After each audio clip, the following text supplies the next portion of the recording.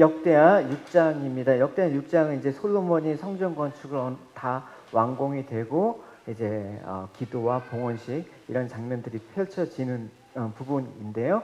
우리 같이 역대하 6장 제가 1절 먼저 읽겠습니다. 그때 솔로몬이 아멘. 우리가 이번 주 묵상을 통해서 솔로몬이 그동안 성전 기초에 뜨인 돌부터 성전을 지어가는 모든 공정과 또 내부와 외부의 그 성물을 제작하는 과정까지 참 많은 것들을 투자하고 정성스럽게 모든 것을 짓고 세우고 만들어 온 그 과정들을 쭉 살펴볼 수 있었습니다. 그래서 오늘 본문은 솔로몬이 성전 건축을 마무리하면서 성전을 가리켜 뭐라고 얘기하고 있냐면 이 성전을 주께서 영원히 거하실 처소라고 고백하고 있습니다. 우리는 이 성전에 대한 정확한 정의를 솔로몬이 지금 기록을 통해서 알 수가 있는 것이죠. 과연 성전을 봉헌하면서 첫 번째 고백으로 성전이 주께서 영원히 거하실 처소라고 한 그 이유가 뭔가, 또 성전이 무엇을 위해 지어졌나라는 고백을 할 수 있는 중요한 단서가 되는 고백이라고 할 수가 있습니다. 그래서 그가 드린 고백은 지금까지 그가 체험한 하나님의 임재가 계속해서 영원히 지속될 수 있게 달라는 소망을 뜻하는 것입니다. 솔로몬이 이런 고백이 뭐냐, 교회는 과연 어떤 곳이며 또 어떤 곳이 돼야 되는 것인지 확인할 수가 있습니다. 교회를 통해서 예배 가운데 가장 우선돼야 될 것은 하나님의 임재를 체험하고 또 그것으로부터 하나님의 능력을 공급받고 또 그 능력을 통해서 하나님의 선한 역사를 이루어가는 것들을 우리의 삶을 통해서 나타내는 것, 그것이 정확한 성전의 그 의미라고 할 수가 있는 것입니다. 그래서 솔로몬의 이 고백은 앞으로 솔로몬이 장차 이 성전을 통해서 하나님께서 어떤 일을 하실지에 대한 기대감이 반영됐다라고 얘기할 수가 있는 것입니다. 그래서 솔로몬은 이런 기대를 갖고 주께서 영원히 이 처소에 거하시기를 소망하였는데 여기서 끝나지 않았습니다. 3절에 보면 이제 솔로몬이 얼굴을 돌려서 이스라엘 회중을 위해서 축복했다라는 말씀이 나옵니다. 그래서 이 백성을 향한 이제 솔로몬이 그 봉헌사의 도입 부분이거든요. 그래서 이 백성을 향한 하나님의 그 축복의 내용들이 이제 방향을 돌렸다라는 것을 알 수가 있습니다. 여러분, 앞에서 이제 우리가 묵상을 해보시면 알겠지만 솔로몬이 이제 구름 속에서 임하신 하나님의 임재를 막 체험하는 장면이 나왔죠. 그래서 하나님이 자기가 지은 성전에 임재하시고 또 그가 수고한 모든 헌신과 노력을 받으셨다라는 확신을 솔로몬 마음 가운데 가질 수가 있습니다. 그 순간 솔로몬은 하나님 임재가 너무나 충만하니까 감격스러웠겠죠. 그리고 하나님 은혜에 감사했겠죠. 근데 여기서 끝나면 안 된다라는 것입니다. 솔로몬은 여기서 받은 하나님의 은혜에 그치지 않았다라는 것입니다. 자기가 누리고 있는 감사 또 감격, 그 체험한 은혜와 축복을 성전 앞에 모인 백성들을 향해서 얼굴을 돌렸다라는데, 그 돌렸다라는 건 뭡니까? 같이 나누자, 그 얘기가 중요한 것이죠.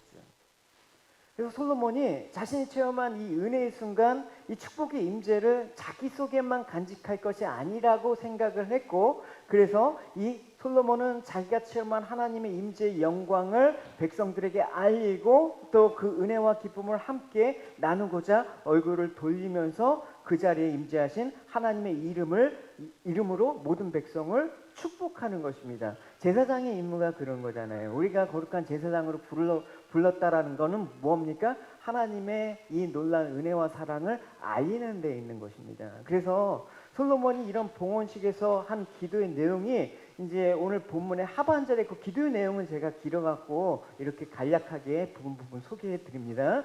이렇게 하고 있습니다. 주는 계신 곳 하늘에서 들으시고 모든 이방인들이 주께 부르짖는 대로 이루사 땅의 만민이 주의 이름을 알고 주의 이름 이스라엘처럼 경외하게 하시며 또 내가 건축한 이 성전을 주의 이름으로 일컫는 줄을 알게 하옵소서. 그래서 이런 솔로몬의 자세는 뭐냐? 우리가 가져야 될 그 자세이기도 한데, 우리 역시 하나님의 임재와 축복을 누리는 사람들이기 때문에 그렇습니다. 하나님 우리에게 성전 삼아서 내주신 그 은혜와 사랑이 작다라고 말할 수가 없는 것이죠. 그래서 이 말할 수 없는 축복을 베푸신 하나님의 은혜와 축복을 어떻게 한다? 이제는 얼굴을 돌려야 된다라는 것입니다. 교회가 여러분 주님을 향해 그 임재가 충만한 그 상태로 머물러 있는 것이 하나님의 온전한 뜻은 아닙니다. 다시 말해서 세상을 향해서 이제 하나님의 축복의 통로가 돼야 된다는 것입니다. 아까 우리가 특성했죠. 교회여 일어나라. 어디를 향해서 일어나는? 세상을 향해서 일어나는 거예요. 세상을 향해서 바라보면서 하나님의 그 은혜와 축복이 흘러가야지만 교회가 살아있다라는 것을 증거하게 되는 것이죠. 그래서 이 베드로 사도는 우리가 잘 아는 베드로전서 2장 9절에 모든 성도들이 부름을 받은 이유가 하나님의 그 은혜의 빛을 선전하는 데 있다라고 고백을 하고 있습니다. 우리 같이 읽어보겠습니다. 시작. 그러나 너희는 택하신 족속이요 왕같은 제사장들이요 거룩한 나라요 그의 소유된 백성이니 이는 너희를 어두운 데서 불러내어 그의 기이한 빛에 들어가게 하신 이의 아름다운 덕을 선포하게 하려 하심이라.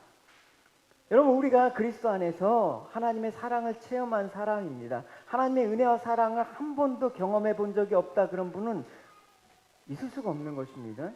그렇다면 우리 눈은 하나님 은혜에만 고정을 시켜야 됩니까? 은혜에 고정시켜야죠. 근데 에만 고정을 시키는 게 아니라 하나님으로부터 받은 은혜가 있다면 얼굴을 돌이켜 모든 사람에게 전하고 나눠야 되는 데까지 나가는 것입니다. 그래서 우리가 교제를 해야 되고 복음을 전하고 이웃을 내 몸과 같이 사랑하라는 그 말씀을 실천하면서 하나님의 은혜가 흘러가야 되는 거 아닙니까?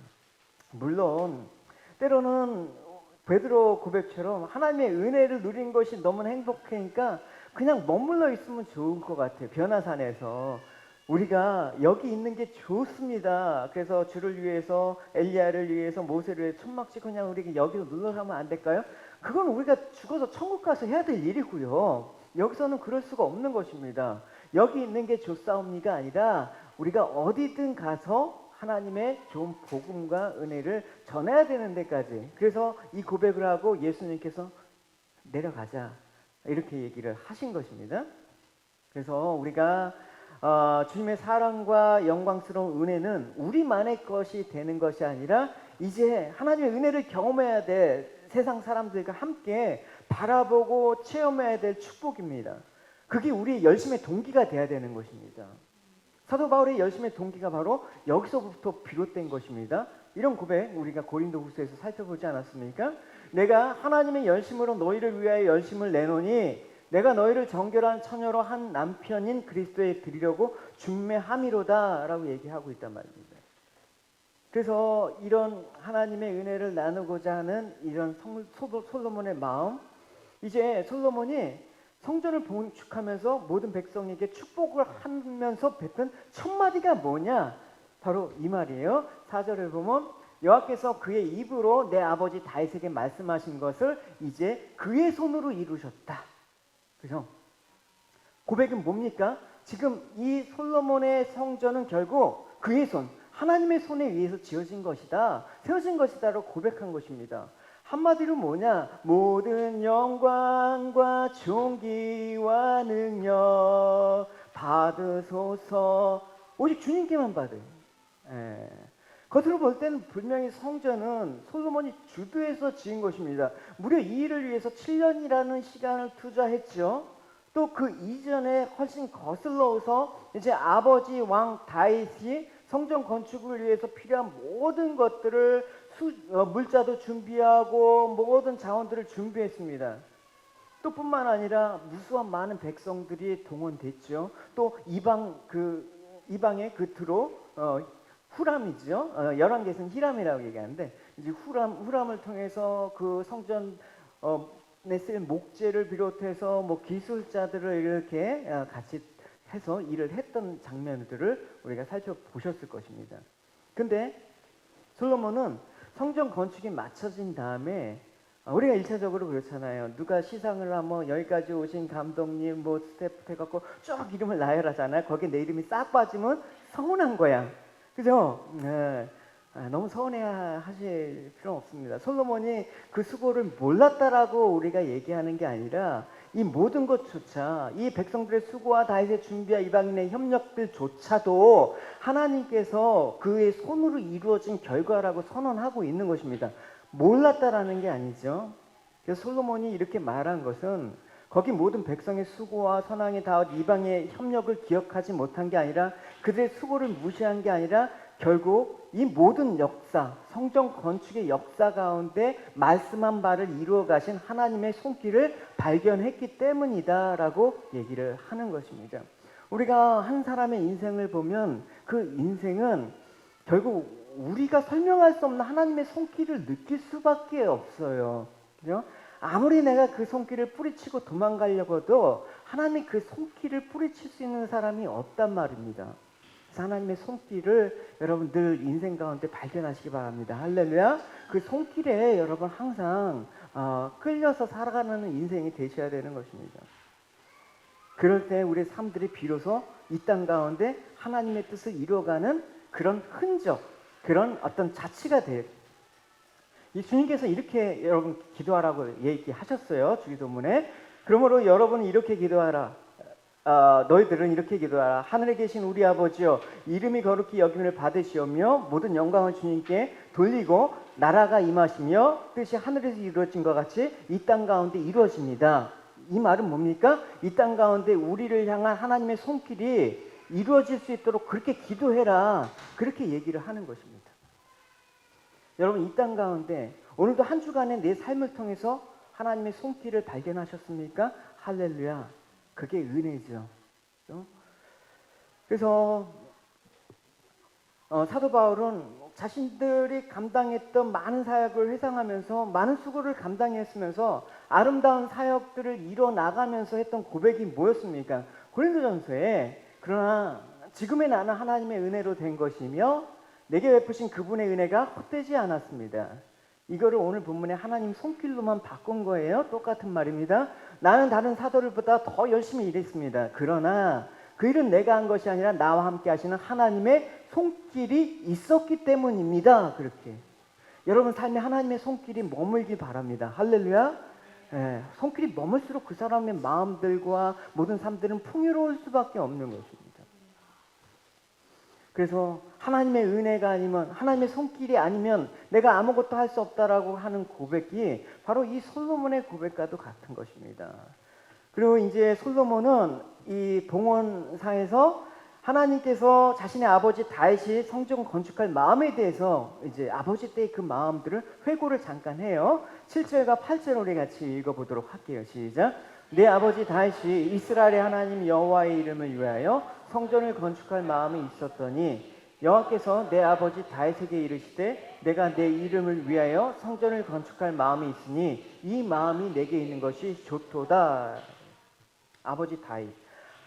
세 번이나 여기서 마음이 강조됐단 말입니다. 잘 보이시죠? 다윗이 가진 마음들을 왜 세 번이나 강조했습니까?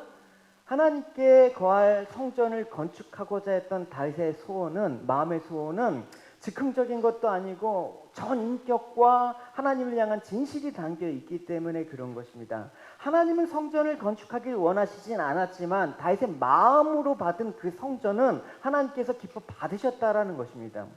얼마나 하나님께서 기쁘셨는지 여기에 보면 하나님께서 좋다 이렇게 얘기하는 거예요. 하나님께서 좋다라고 한다는데 무슨 여러분 우리가 반발을 할 수가 있겠습니까? 여기 좋다라는 이 히브리어는 그 하나님께서 창세기 1장에 천지 만물을 창조하신 후에 하나님께서 뭐라고 하셨습니까? 보시기에 좋더라 같은 하나예요. 그러니까 다시 말해서 하나님이 그 다윗이 품은 그 생각과 그 마음이 너무나 아름답고 진실했기 때문에 당신이 친히 창조하신 그 모든 만물보다도 동일하게 좋다 이렇게 얘기하는 것입니다. 좋다. 여러분 삶 가운데 하나님께서 여러분을 보시고 좋다 이러시길 바래요. 할렐루야. 이런 마음들 하나님께서 받아요. 우리 모든 행위는 행위로 끝나서는 안 되고 마음이 담겨 있어야 되는 것입니다. 우리의 삶의 헌신, 우리가 드리는 헌금, 우리가 수고한 봉사 이런 것들은 뭐에? 마음이 담겨 있어야지 하나님께서 좋다 그렇게 하는 거예요. 우리 예배 두말하면 잔소리죠.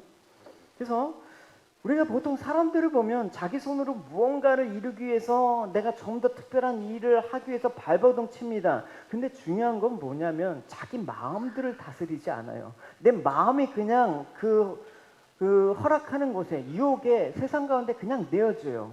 그죠? 내 마음 가운데 어떤 어려움이 찾아왔을 때 그 어려움을 이길 수 있는 유일한 거는 내어주는 게 아니라 그 마음을 하나님께 갖고 가는 것이죠. 그죠? 하나님께서 찾으시는 마음은 애통하고 통회하는 마음, 상한 마음이라고 얘기했습니다. 그 마음들을 하나님께서 좋다 이렇게 얘기하는 것이죠. 우리가 하나님께 뭘 드릴 수 있을까요? 우리가 가진 게 선한 것이 어디 있을까요? 그러나 그 마음이 하나님께 드려질 때 상한 마음이든 근심 있는 마음이든 애통한 마음이든 상처는 마음이든 그 마음을 갖고 하나님께 갈 때 하나님께서는 좋다. 그거면 족하다. 그렇게 얘기를 하는 것이죠. 그래서 많은 것들을 대단한 것들 우리 손으로 만들고 이룬다 한들 하나님의 놀라운 권능과 능력 앞에 무슨 의미가 있습니까? 하나님 특별하게 보시는 것은 무엇입니까? 바로 여러분들의 마음입니다. 할렐루야. 다윗 같은 전심으로 하나님을 사랑하고 선하고 아름다운 소원을 간직한 마음을 하나님께서 보십니다. 그 주님이 보실 때는 다윗이 이룩한 어떤 업적보다도 그게 더 귀한 거예요. 신앙의 가장 좋은 유산은 뭡니까? 그 마음을 자식한테 전해주는 거예요. 자식이 뭘로 여러분 하나님 배우겠습니까? 알아가겠습니까? 결국 그 부모의 그 마음들을 유산으로 솔로몬이 가진 것이 솔로몬에겐 가장 큰 축복이었다라는 것을 알 수가 있습니다. 그러니까 그 마음을 담아서 성전 건축을 했기 때문에 하나님께서는 그 마음을 받아서 하나님께서 임재하셨지요. 그러니까 그 마음을 지키지 않으면 그 성전도 타락한단 말입니다.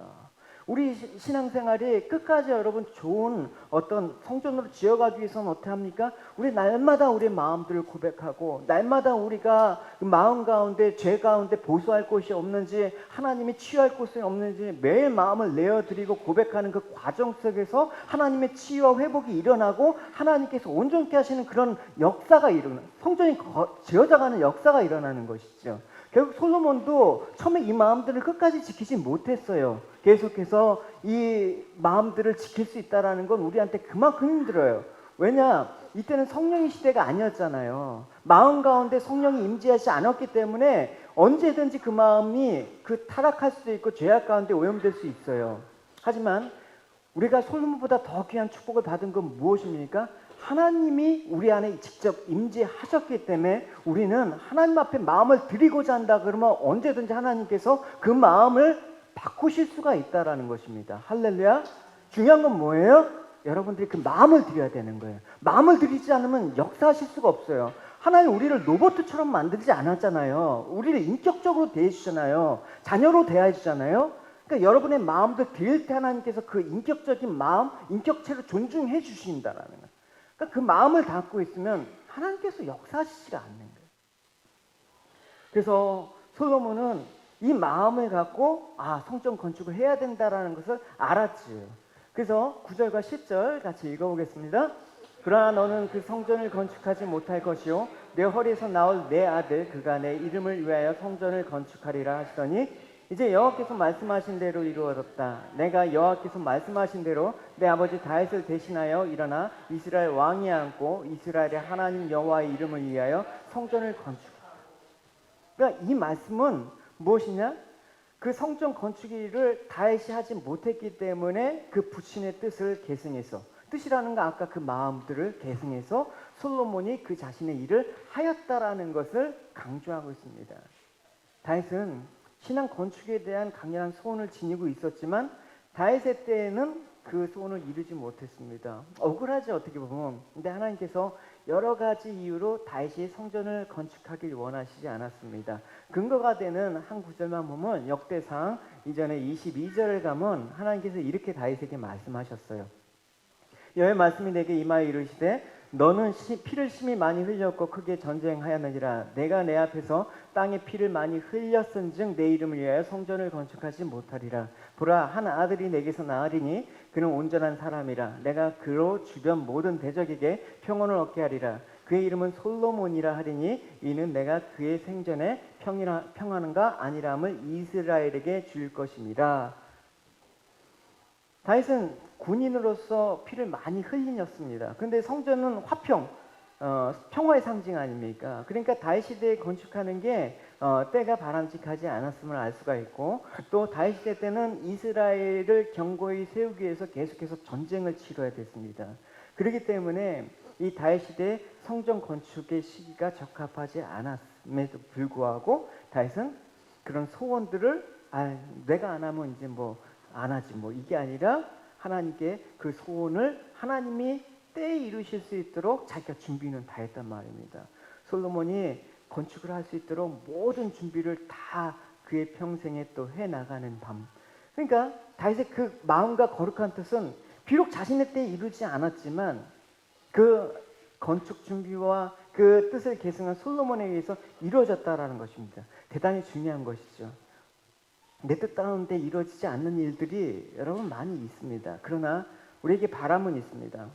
내 뜻이 이루어지지 않았지만 그 마음만을 하나님께서 알아주시고 다음 세대 때 하나님께서 그 일들이 이루어 가실 날이 있을 거다. 그러기 위해서 뭐 한다? 준비는 해야 되는 것이죠.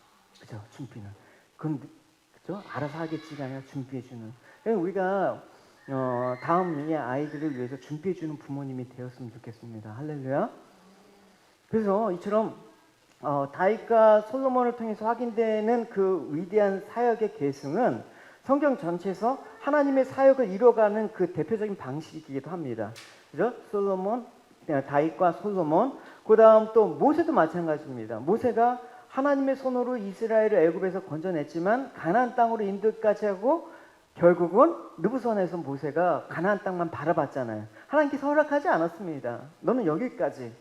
억울하죠. 그러나 모세는 억울해하지 않았습니다. 원망하지 않았습니다.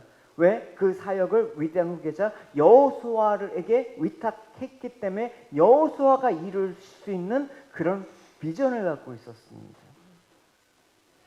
자식은 그런 거 아닙니까? 부모가 못한 꿈들을 이뤄가는 거, 그 마음 있지 않습니까? 그죠? 세상 부모도 그래요. 내가 이렇게 고생해서 자식을 키우는 이유는 나처럼 고생하지 말라고, 또 내가 하고 싶었던 이런 거.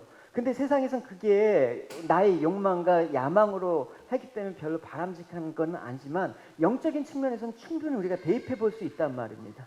하나님께서 하신 아름다운 일이 내 대에서 끝나는 게 아니라 내 자녀의 대때에서 계속해서 그 전수되어지고 계승되어진다 그러면 그것보다 좋은 열망이 어디 있습니까? 할렐루야. 네. 그래서 사도 바울도 아름다운 사역들 성실히 감당하면서 많은 사람들에게 복음을 전하기 위해서 땀도 흘리고 노력했지만 주님께서 이제 부르실 그날이 다 됐을 때 사도 바울은 살려주십시오. 생명을 연장해 주십시오. 히스기야처럼 안 그랬단 말입니다. 히스기야가 그 생명 연장을 한 다음에 타락한 모습 보면 결국은 하나님께서 주신 정한 때에 놓는 게 가장 아름다운 모습이기도 해요. 그래서 마지막 때 디모데를 비롯해서 여러 제자들과 동역자들에게 이제 내가 맡은 그 사역들을 위임해서 아름답게 계승되어 가는 것을 볼 수가 있었죠. 디모데 후서 한 부분만 보면 너는 그리스도 예수 안에 있는 믿음과 사랑으로서 내게 들은 바 바른 말을 본받아 지키고 우리 안에 거하시는 성령으로 말미암아, 여기 있죠. 이거 오늘 뭐라고 했어요? 하나님의 손길로 말미암아, 하나님의 은혜로 말미암아 네게 부탁한 아름다운 것을 지키라. 이런 아름다운 말을 유언으로 남길 수 있는 사도 바울의 모습을 우리가 본받아야 되는 것입니다. 할렐루야. 자녀한테 뭘 남길 수 있을까요? 하나님의 일을 계속해서 아름답게 너가 일어나갔으면 좋겠다. 그 바람. 우리는 그 바람으로 아이들을 대했으면 좋겠습니다. 그래서 이런 사역의 계승은 사실 전능하신 하나님이신 예수님을 통해서도 확인될 수가 있었습니다.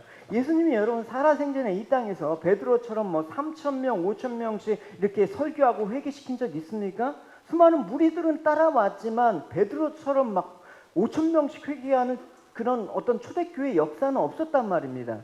근데 여러분, 주님이 마음 먹고 그렇게 하셨다 그러면 베드로처럼 하지 못할 이유가 없죠.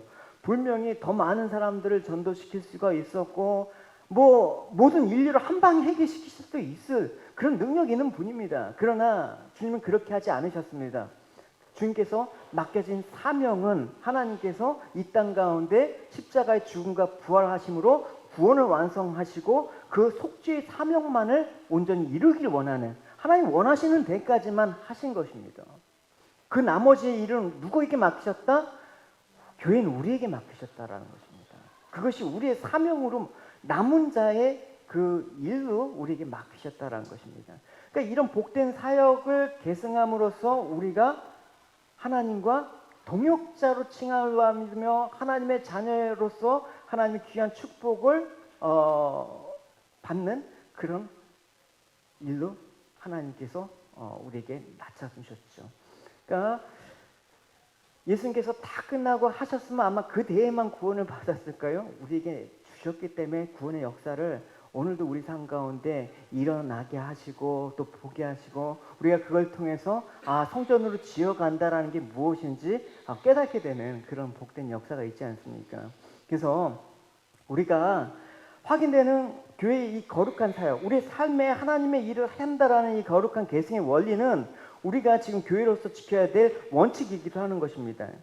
어떤 지도자들은 자기 세대가 다 지나갔음에도 불구하고 기득권을 주장하면서 모든 일은 내 대해서 다 이루려고 하는 사람이 있습니다. 물론 그 중에 선한 동기도 있지만 그 일을 놓지 않는 까닭은 뭡니까?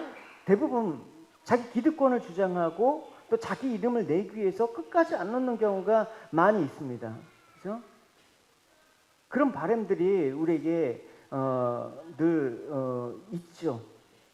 설령 사람들이 아무리 많은 것들을 이룩한다고 해도 보긴 좋지 못합니다.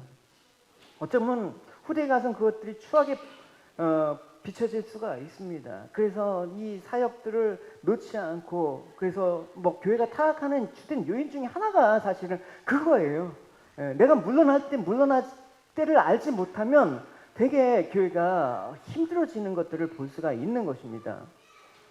그래서 하나님을 일을 하는 데 있어서 우리에게는 이전 믿음의 선배들로부터 받은 사명이 있습니다. 여호수아나 디모데나 그런 사람들처럼 솔로몬처럼 계승해야 될 사명이 있고, 그 다음 그 사명 가운데 우리 손으로 우리 대에 만들어가야 될 분명히 일들이 있습니다. 그죠? 준비를 해야 되는 것입니다. 또 한 가지 다음 세대에 물려줘야 될 사명도 있다라는 것입니다. 이것들을 우리가 어떻게 다 하겠습니까? 하다 못하면 어떻게 끝이 아니라 이어간다. 할렐루야. 네, 그래서 여러분 넷플릭스 영화 보시죠, 여러분. 넷플릭스가 참 신기하더라고요. 내가 보다가 거기서 이제 잠이 더 그만 보잖아요. 다음에 보면 거기 딱 기억해. 그죠? 거기 딱 보고 어떻게 나도 기억 못하는 부분을 기억해갖고 이어서 보게. 그 되게 은혜더라고요, 저는. 네. 그러니까 하나님은 그러게 원해요. 우리가 했던 것들을 딱 해갖고 거기서부터 다음 세대가 이어가기. 할렐루야. 이어가기 축복이 있었으면 좋겠습니다. 참 이민교회는 참 그게 어렵죠. 이제 세대가 막 바뀌고 그런 과정에서 교회가 이렇게 끝까지 지속되기가 참 어려운데 하나님께 그 바람을 갖고 또 했으면 좋겠습니다. 제가 뭐 어디까지 그때까지 제가 붙들고 있으리라는 마음 초도 없습니다. 그래서 때가 되면 저는 그냥 조용히 물러날 겁니다. 그래서 이 다윗의 신앙의 유산을 물려받은 솔로몬은 성전을 어떻게 규정하고 있는지 보십시오. 11절 마지막 절입니다. 같이 읽어보겠습니다. 내가 또 그곳에 여호와께서 이스라엘 자손과 더불어 세우신 언약을 넣은 궤를 두었다. 언약궤에는 뭐가 들어있습니까? 이 언약궤 안에는 이스라엘 백성들이 애굽에서 구원을 받은 후에 시내산에서 언약을 맺지 않습니까? 그래서 그 시내산에서 언약을 맺을 때 모세에게 돌판을 갖고 오라고 해갖고 하나님께서 손으로 친히 쓰셨다고 해서 손수예요. 손수 새긴 그 십계명 돌판이 언약궤 안에 들어있습니다. 좀 더 이 언약궤에 대한 그 평행본문인 열왕기 상에 보면 이렇게 얘기하고 있습니다. 그 궤 안에는 두 돌판 외에는 아무것도 없으니 이것은 이스라엘 자손이 애굽 땅에서 나온 후 여호와께서 저희와 언약을 맺으실 때 모세가 호렙에서 그 안에 넣은 것이 이 지금 솔로몬이 그 성전 봉헌할 때 최종적으로 지성소 안에 언약궤를 놓는 고와 동일한 것입니다. 여러분 생각해 보십시오, 여러분. 어림잡아 계산해도 모세가 두 돌판을 궤에 넣을 때 그 솔로몬 때 이때 500년이라는 시간이 흘렀단 말입니다. 여러분 500년 동안 여러분 가진 물건 여러분 거래도 보관하기가 쉽겠어요? 불가능해요, 여러분. 이 많은 시간. 내 때는 그게 보관이 가능하겠지만 500년 동안 수많은 사람 세대가 거치면서 이게 그대로 보존되어 있다는 건 참 신기하단 말입니다. 그것도 동일한 장소에 그냥 묻어둔 게 아니라 호렙산에서 받은 그 돌판이 지금 예루살렘 성전 그 떨어진 곳까지 동일한 그 돌판이 간직되어 왔고 봉헌하는 과정에서 이 성전의 중심인 지성소에 안치되었다라는 이 놀라운 사실을 여러분 우리는 목도할 수가 있습니다. 하나님의 언약은 뭐다? 시간과 공간을 초월해서 하나님은 그 언약을 지키신다라는 걸 상징하는 거예요. 단순히 돌이 아니라는 것입니다. 그래서 이 돌판이 보존된 이유는 딱 하나예요. 이게 왜 돌판이 뭐 고고학적인 가치가 있어서 보존하는 게 아니라 이 500년 동안 보관하신 그 단 하나의 이유는 이스라엘 자손과 더불어 세우신 언약 때문에 보관하신 것입니다. 하나님 주신 약속은 신실하게 이루어져야 되니까 없어지면 안 되는 거잖아요. 그래서 이 언약 때문에 하는 건데 이 언약이라고 사용된 히브리어 카라트라는 단어는 뭐냐면 일차적인 의미가 자르고 끊다라는 것입니다. 여러분 이 언약이라는 개념이 처음에 어디서 쓰였냐면 믿음의 조상이자 아브라함이 하나님과 최초의 언약을 맺을 때 관련된 장면이란 말입니다. 하나님께서 아브라함에게 재물을 가지고 와서 전부 쪼개라고 명령을 하셨습니다. 그게 언약의 시초란 말입니다. 이런 거죠. 아브라함이 그 모든 것을 주께 가지고 왔습니다. 아브라함은 그 동물들을 죽인 다음에 그 몸통을 반으로 갈라 서로 마주보게 해 놓습니다. 그래서 하나님께서 이제 이 다음에 언약을 맺으시면서 맺으셨는데 하나님께서 그 언약을 이제 그 언약식을 수행하는 장면이 이제 펼쳐지는 거예요. 언약이라는 말은 그래서 정리하자 그러면 피로 맺은 약정이에요. 생명을 건 약속이라는 뜻을 품고 있습니다. 그러니까 이 모든 것들을 종합해 볼 때 언약을 맺게 되면 어떻게 한다? 생명을 걸고 지켜야 돼. 이건 그냥 지켜도 되고 안 지켜도 되는 게 아니란 말입니다. 그래서 만약에 언약을 어기게 되면 어떻게 된다? 짐승이 둘로 쪼개진 것처럼 그렇게 죽게 될 것이라는 걸 상징하는 것입니다. 반드시 안 지키면 죽는 거예요. 이런 엄숙한 결의가 언약 가운데 포함되어 있습니다. 그래서 언약이라는 건 목숨을 걸고 지켜야 되는 것이다라는 것입니다. 그래서 하나님은 아브라함과 언약을 맺으면서 이 언약이라는 게 상호 언약이 있거든요. 보통 국가와 국가 간의 상호 언약이라는 건 뭡니까? 서로가 반드시 지켜야 된다는 걸 전제하고 있습니다. 그럼 아브라함과 하나님 간의 언약을 맺었다라고 했을 때 하나님 편에서는 반드시 지키지만 아브라함 쪽에서는 어떻게? 아브라함 편에서도 지켜줘야 되는 거예요. 근데 아브라함이 그래서 서로 그 짐승 가른 곳에 서로 같이 지나가야 되는 거거든요. 근데 그 짐승 쪼개놓은 그 재물에 누가 지나갔습니까? 하나님만 지나갔어요. 하나님만. 아브라함이 지나간 게 아닙니다. 결국 뭡니까? 이 언약을 일방 언약이라고 하는 거예요. 하나님께서 일방적으로 내가 이 언약을 주고 내가 지키겠다. 이 말은 뭡니까? 이 약속을 내가 반드시 이루겠다.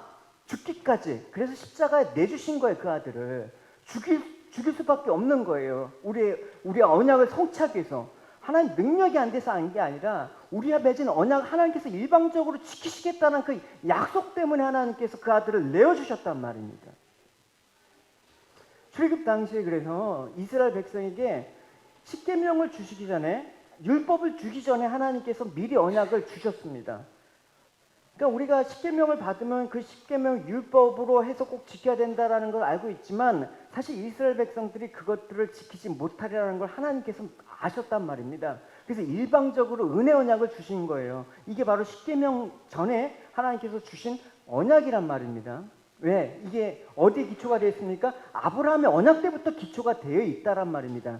세계가 다 내게 속하였으니 너희가 내 말을 듣고 내 언약을 지키면 너희 중 모든 민족 중에 내 소유가 되겠고 너희가 내게 대해서 제사장 나라가 되며 거룩한 백성이 되리라. 이 말을 이스라엘 자손에게 전할지어다. 제사장 나라와 거룩한 소유, 거룩한 백성이 되겠다라고 하는 언약을 누가 이루겠다? 하나님께서 일방적으로 이뤄내시겠다라는 거예요. 이게 율법에 있기 전이에요. 그러니까 복음은 바로 이와 같이 하나님께서 일방적인 언약에 대한 그 말씀을 예수 그리스도를 통해서 성취하셨다는 걸 보여주는 것입니다. 그래서 하나님이 언약을 신실하게 이제 이루어 가졌고, 이제 오늘 말씀에서 확인한 바와 같이 성전 건축과 봉헌 장면을 통해서 그것을 확인시켜주고 있습니다. 여러분, 이렇게 말씀을 통해서 우리가 하나님의 언약을 확인하는 장면들을 보셔야 되는 것입니다. 그래서 언약 관점에서 성경을 바라봐야 된다라는 말이, 그걸 구속사라고 얘기를 하고 있습니다. 그래서 하나님은 지성전에 반드시 안치되어야 될 언약궤, 그 언약궤는 하나님의 언약과 보호를 상징해야 되는 것입니다. 그 상징이 바로 언약의 그 두 돌판을 시간과 공간을 초월해서 하나님께서 그것들을 상징적으로 보여주신 것입니다. 그래서 지성소에 안치하고 그 약속이 실제 이루어졌습니다. 오늘날 지성소인 우리에게 그러면 뭐가 있어야 됩니까? 하나님의 그 돌판이 없죠. 우리 마음에 새겨진 하나님의 말씀, 그것이 언약궤가 되는 거예요. 그래서 우리가 성전이 되는 것이죠. 그래서 오늘날 그 언약궤를 발견할 수도 없고, 그 언약궤에는 아무것도 없을 겁니다. 물론 이제 계시록에 보면 그 장면을 우리가 확인할 수가 있는데 다루진 않겠고요. 그래서 이 약속을 이루셨다. 근데 생각해 보시면 이 약속, 우리가 볼 때 이 역사서에서 흘러가는 이 부분들을 확인할 수가 있는데, 더 이전에 거슬러 올라가면 아담 때부터 사실 하나님께서 이미 태초부터 작정하셨다라는 것을 알 수가 있는 거예요. 아담으로부터. 이 창세기 3장 15절, 이걸 원시복음이라고 얘기하고 있는데, 범죄한 아담에게 내가 너와 원수가 되게 하고, 여자 원수가 되게 하고, 내 후손도 여자의 후손과 원수가 되게 하리니 여자의 후손은 내 머리를 상하게 할 것이고 너는 그의 발꿈치를 상하게 할 것이다. 이미 하나님께서 하나님의 백성을 구원하시기로 작정하셨어요. 그걸 언약이라는 것을 통해서 보여주셨고요. 그걸 통해서 가시적으로 우리가 어떤 성전이라는 눈에 보이는 걸 통해서 하나님의 언약이 이렇게 이루어지는 거구나 하는 것을 보여주셨거든요. 그래서 최종적으로 예수 그리스도께서 완성하면 이제 성전이 필요 없는 거야. 왜? 여러분이 성전이 되니까. 그게 바로 교회란 말입니다. 그래서 이 창세기부터 계시록까지 이루어지는 성전 내용들, 그죠? 제가 처음 한 말은 아니죠, 여러분. 많이 했을 겁니다. 그래서 유튜브에 보면 제가 그 교회론에 관한 특강에 이 내용들이 다 반영되어 있습니다. 여러분. 채널 구독 자랑하는 게 아니라 좀 보시라고. 제 일생을 가고 진짜 그 한 땀 한 땀을 왜 남겨놓겠습니까? 이 마음들이 조금이라도 후대에 전해지기 원하는 마음에서 그런 거예요. 보시면 어디까지 했지? 그래서 이제 그 하나님께서 이 언약을 지키기 위해서 결국 독생자 예수 그리스도의 목숨을 바치면서까지 이루어지시고, 이제 시간과 공간을 넘어서 이제 유대인뿐만 아니라 이방인들에까지 십자가가 하나님이 구원의 능력이라는 것을 보여주심으로써 구원의 약속을 이루셨기 때문에 우리가 오늘 이 자리에 앉아서 예배를 드리는 것입니다. 할렐루야. 그래서 하나님이 택한 백성들을, 이스라엘 백성들에 대해서 이렇게 말씀하셨습니다. 호세아서 말씀은 내가 너를 나의 영원한 아내로 맞이하겠다. 너를 정의와 공평으로 대하고 너에게 사랑과 긍휼을 보여주겠다. 내가 진실함으로 너를 아내로 맞이하겠다. 그러면 너도 내가 여호와임을 알게 될 것이다. 솔로몬의 성전을 가리켜서 아까 주께서 이 말씀을 쳐오셨죠. 여기서 뭐라고 얘기하고 있습니까? 영원한 아내. 같이 한번 대입해서 보십시오. 그렇죠? 처소라는 건 뭡니까? 영원히 함께 부부관계로 사는 것. 이게 바로 이 원리가 여러분 부부관계에서도 동일하게 적용이 돼야 되는 거예요. 교회 성전과 예배와 신앙생활과 부부가 이런 모든 관계들은 이 관계를 비춰봐서 여러분 생각을 해봐야 되는 것입니다. 또 부모와 자녀 간의 관계도 마찬가지고요. 그래서 말씀 속에는 신랑이 신부를 기뻐한 같이 이스라엘을 기뻐하신 하나님의 사랑의 모습을 보게 되는 것이죠. 그 언약 백성 이스라엘 백성을 무엇보다도 신랑 되신 하나님께서 사랑하시고 그분을 마음의 첫 번째 자리로 부름을 받았습니다. 그래서 솔로몬의 그 다윗의 그 마음을 하나님께서 그렇게 좋다라고 얘기하신 것입니다. 너가 그 거할 처소가 바로 거기라는 거는 너를 알고 있구나. 그렇기 때문에 로마서 말씀대로 하나님의 은사 부르시면 후회가 없다라는 거예요. 하나님 불러놓고 그죠? 우리 같은 후회하잖아요. 저런 사람이 진짜 신앙생활을 해갖고 교회 욕이나 먹이고 지금 진짜 덕이 안 되고 뭐 그렇게 이게 아니라 후회함이 없대요, 여러분. 넘어지고 연약해도 하나님 후회하지 않는다는데 왜 우리가 후회를 해? 하나님 후회하지 않는다는 거예요. 여러분 부른 거 후회하지 않다라는 거예요, 여러분.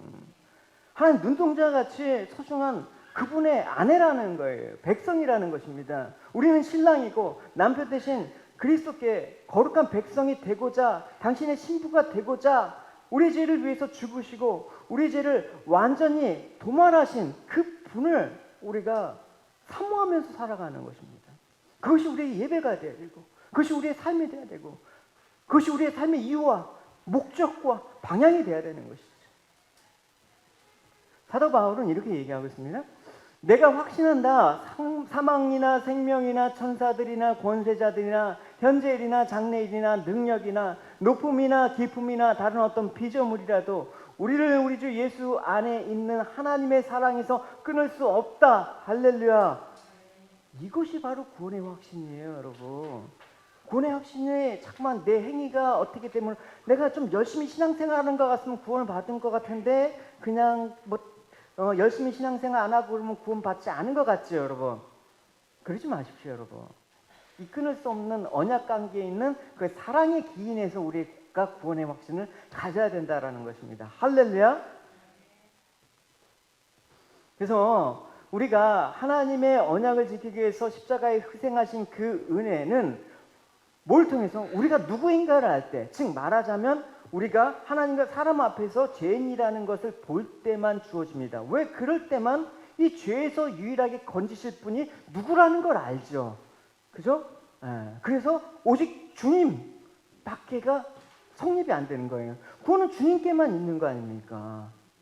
그거를 성전에서 날마다 고백해야 되는 것입니다. 솔로몬이 성전을 짓고 난 다음에 봉헌 기도가 바로 이 내용을 담고 있는 거예요. 참, 솔로몬 초창기에는 정말 영적으로 아주 충만했고 또 똑똑했어요.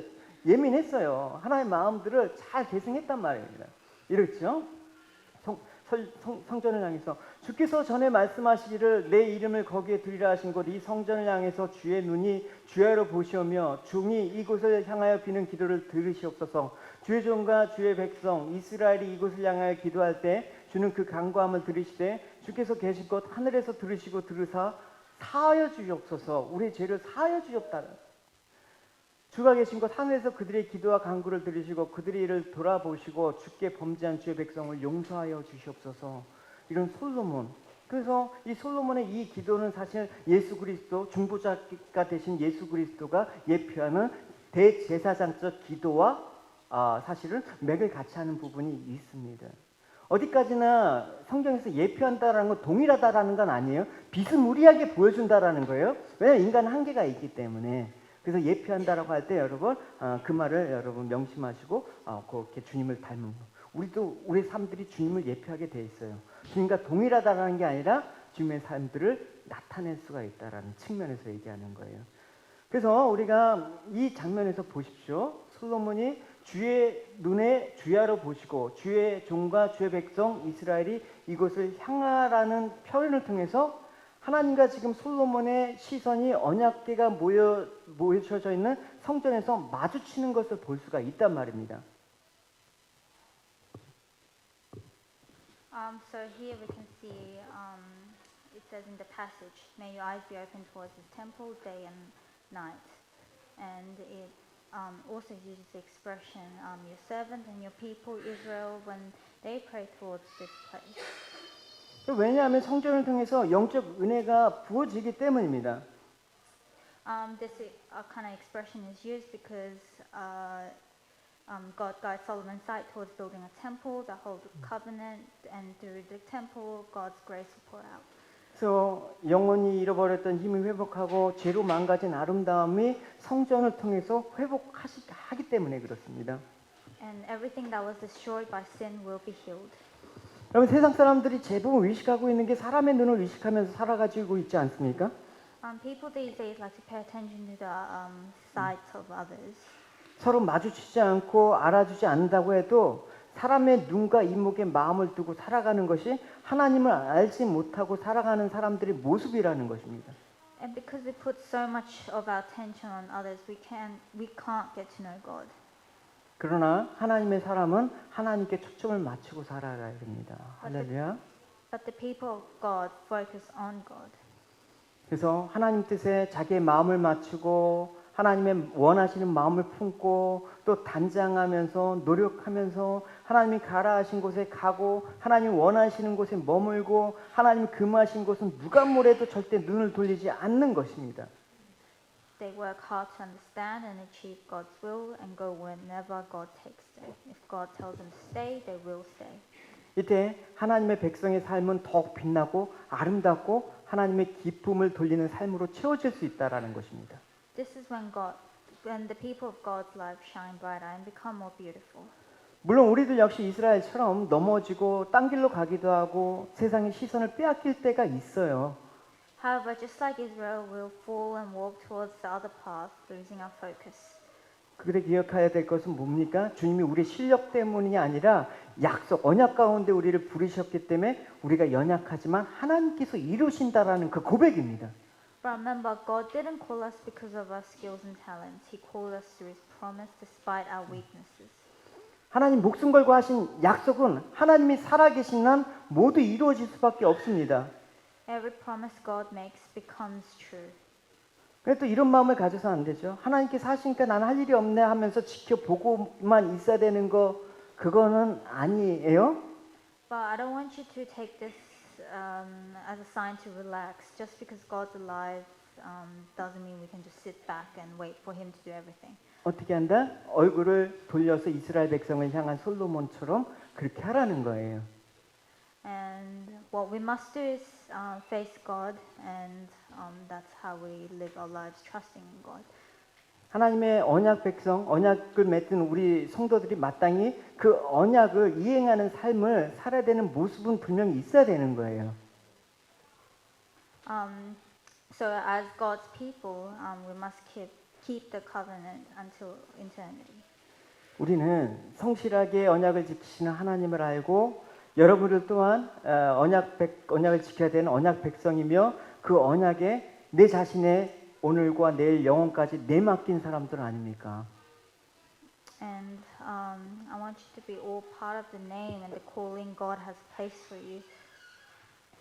우리 각 심령에 하나님께서 주신 이름, 주께서 주신 부르심이 새겨지길 원합니다. And through that calling, I want you to really embed yourself within it. 하나님은 하나님과 언약을 맺고 그 언약 안에서 하나님을 하나님 되게 하는 자들을 통해서 자신의 일을 이루어가는 분이심을 찬양합니다. And we sing and praise to the God that works towards the people, that allows Him to be God through the covenant. 용기를 가지십시오. Everyone be brave. 하나님의 언약의 말씀 가운데 주님의 부르심 가운데 나를 예수님께 드리고 나의 삶의 주인이신 예수님과 동행할 때 죄악된 세상 가운데 묶여있던 모든 속박이 끊어지게 되며 자유하게 될 것입니다. 할렐루야. Through the covenant we are called to Christ, and one day our ties with the sin to this world will end.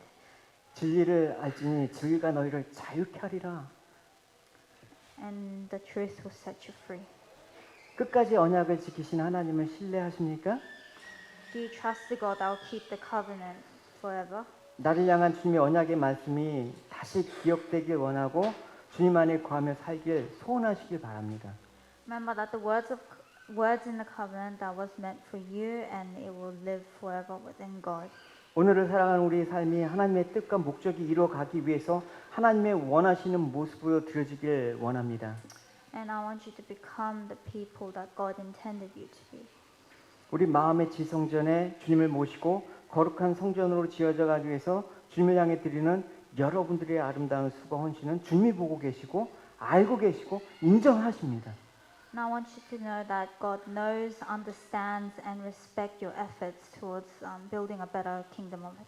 솔로몬의 성전처럼 나의 삶이 이 땅에서 마무리되어 주님께 드려지는 그날까지 여러분 그 언약의 신실함을 믿고 힘내시면서 살아가시기를 축원합니다. And I want, until the end of time, I want you to remember the covenant and keep the words. 기도하시겠습니다. Let us pray. 주님 일상 가운데 매 순간 주님의 손길을 하나님 저희들 경험하길 원합니다. Lord, every day as we live, we want you to feel your presence. 성경에 말씀하신 약속 위에 저희들의 삶들을 온전히 올려놓기 원합니다. 순종하게 하여 주시옵소서. Lord, in your words, may we place our lives and obedience towards it. 저희들 날마다 주님과 동행하는 삶을 살게 되기를 기도합니다. And we want to live a life with you, God. 영원하시며 신실하신 하나님, 나를 향한 주님의 언약의 말씀을 듣겠습니다. And glorious God, may we fulfill your covenant. 나의 환경과 상황과 상관없이 하나님을 의지하며 하루하루 살길 원합니다. And regardless of our environment and situation, may we still trust you. 주님 언제나 말씀 안에 거하며 사랑의 관계 속에서 귀한 열매 맺어가는 축복된 삶을 살도록 하여 주시옵소서. May we live fruitful lives where we bear fruit with everyone. 감사드리며 예수님의 이름으로 기도드렸습니다. In Jesus' name I pray. Amen. 네, 우리 같이 찬양합시다. 하나님, 내 안에서 내 마음의 지성전에 거하고 계시는 그 하나님께서 하신 일방적인 은혜의 언약을 자신의 아들을 내주기까지 이뤄가신 그 하나님, 그 500년이란 시간 동안에 그 언약의 말씀들을 기억하라고 보존하게 하신 그 언약궤가 이제는 우리 마음 가운데 있습니다. 여러분 평생 하나님께 맺은 그 사랑의 언약 잊지 마시고 여러분 그 은혜로 믿음의 삶들을 끝까지 이 땅 가운데 경주하시면서 승리하시는 여러분이 되시기를 주님의 이름으로 축원합니다. 우리 고백합시다.